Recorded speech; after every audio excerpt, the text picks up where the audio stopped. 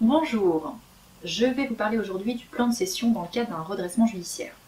Vous êtes actuellement en période d'observation, vous n'êtes pas certain de pouvoir présenter un plan de continuation parce que l'activité n'est pas rentable. Elle n'est pas rentable, vous n'arrivez pas à faire suffisamment de bénéfices et vous voudriez éviter tout de même la liquidation judiciaire. Alors sachez qu'une entreprise en redressement judiciaire est toujours à vendre. L'administrateur judiciaire, dès l'ouverture de la procédure, recherchera en parallèle de l'éventuelle préparation d'un plan de continuation un éventuel acquéreur. Alors il y aura une publicité qui sera faite à la diligence de l'administrateur judiciaire dans les journaux spécialisés, qui pourrait intéresser en tout cas des repreneurs.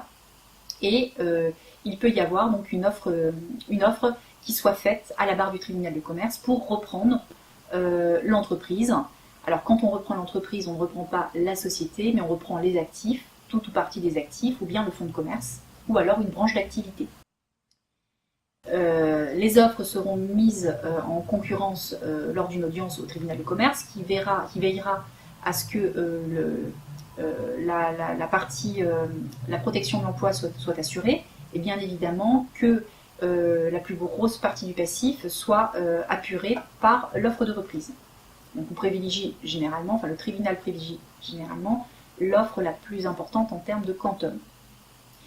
Une fois que le candidat acquéreur est retenu.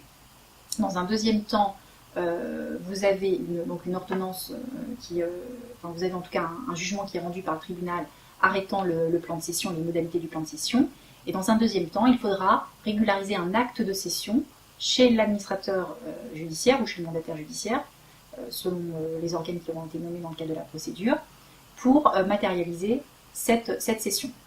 Toutefois, la prise de possession généralement se fait au moment du rendu du jugement arrêtant le plan de cession. Donc il y a une jouissance immédiate du fonds par le candidat repreneur, même si l'acte de cession est régularisé 2-3 mois après. Voilà.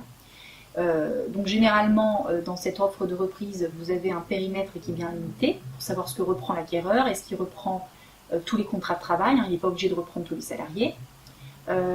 Souvent, il est obligé de reprendre les contrats de prêt qui ont servi à soit acquérir le fonds de commerce ou en tout cas à créer le fonds de commerce.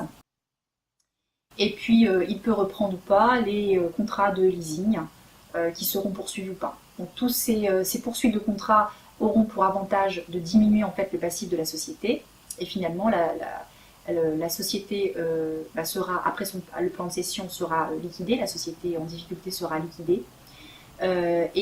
Si le prix offert dans le cadre du plan de cession est insuffisant, eh bien le reste des dettes sera abandonné. Il y aura une clôture de la procédure pour insuffisance d'actifs.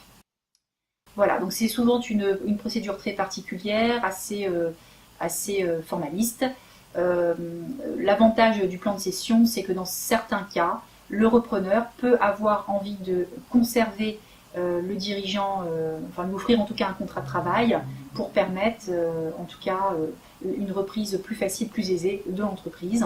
Donc il peut y avoir un intérêt pour le dirigeant de se voir offrir un contrat de travail dans le cadre de ce plan de cession. Merci de votre attention.